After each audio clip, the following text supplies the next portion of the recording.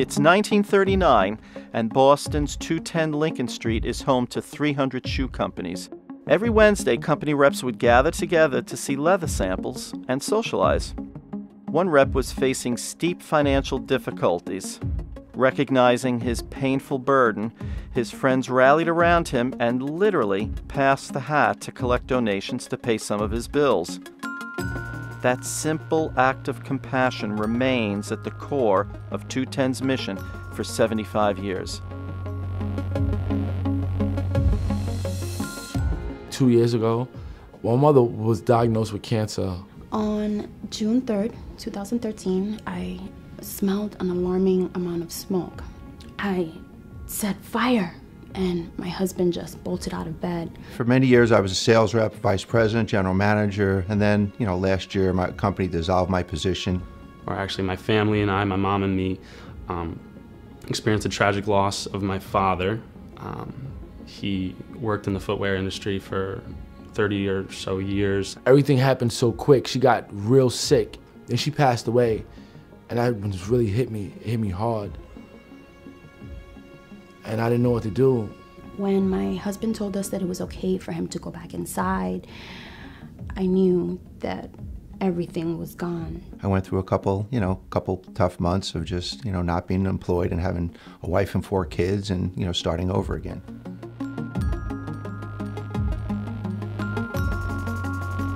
So when I got in touch with 210, I met John and he helped me out. I wasn't afraid to ask for help from 210. When you're flying high, everything's good, but when you get knocked down, it's nice to know that somebody's there to support you. When I received the scholarship letter from 210, I was very excited and ecstatic, and my mom was even more happy about it.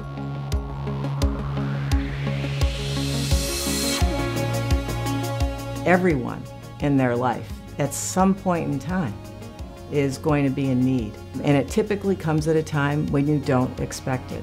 When you support 210, you don't know it, but you could be helping somebody or someone's family that is only an office or 2 away. Unfortunately, some great people do get affected by terrible circumstances, and to think that we can be a part of something that would be a solution is just incredible. That's what 210's all about. It's creating a chain within the industry to help the industry. It's through acts of kindness that we also create joy and happiness for ourselves. Just knowing that that backstop is there is very important as a leader of people in this industry. We've done an incredible job of going to St. Louis, to California, you name it, to build up what 210's all about. I think we work harder to do that today.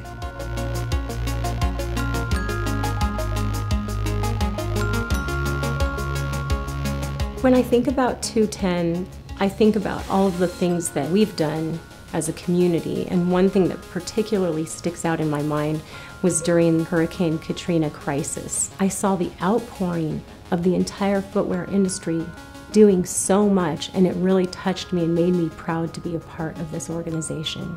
The way I would describe the footwear industry is more like a family.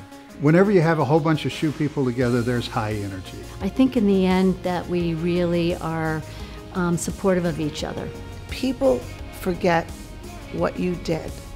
People can forget what you said, but people cannot forget how you made them feel. Give back to the industry that got you here. And the people that are representing the needy in this industry is 210. There's nobody else. It's just good for the soul to give back. The more you share, the more you have. 210 is here looking out for all of us. There's a responsibility, I feel, to help to take care of the community that you're in, all the communities that you're in. I don't know of any other industry that has anything like this. That just doesn't exist. If you're not actively involved in 210, you're making a huge mistake. You should get involved. You're going to enjoy it. It's easy to make a buck, but it's difficult to make a difference. Every single day, someone in the footwear industry, someone in your company, on your team, maybe even in the office next door to you, is suffering, struggling in silence to make ends meet. Shoe people helping shoe people. It's not just a tagline. It is who we are. It's a shoe thing. Make it your thing.